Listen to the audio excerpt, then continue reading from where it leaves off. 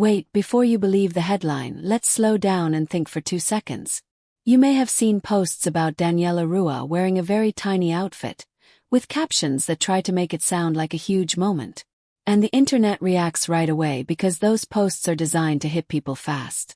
But watch this video till the end because I'm going to explain what's really going on with these kinds of stories, how they get boosted, and why the safest move is to be smart and respectful, not loud and careless.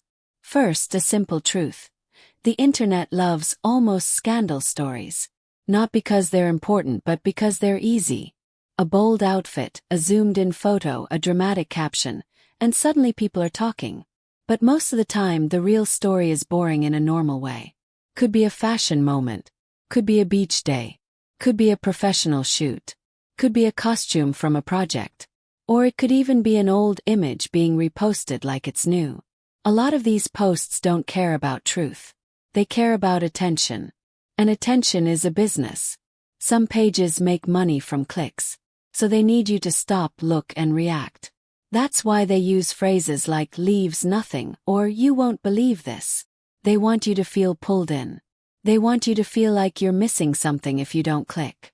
But the moment you click, you're teaching that page what works.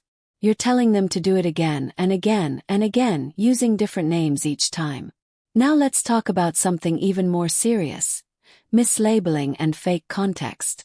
Online, people often post a photo with the wrong name on purpose. Sometimes they use a look-alike. Sometimes they use a low-quality image where it's hard to tell. Sometimes they crop it so you can't see the full situation. And sometimes they edit it.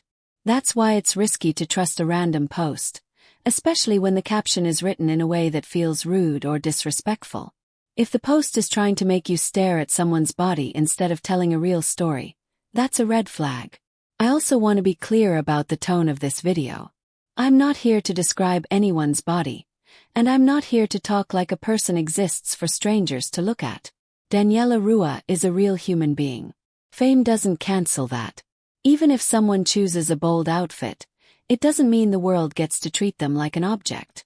There's a big difference between saying, "That outfit is bold," and talking in a way that removes someone's dignity.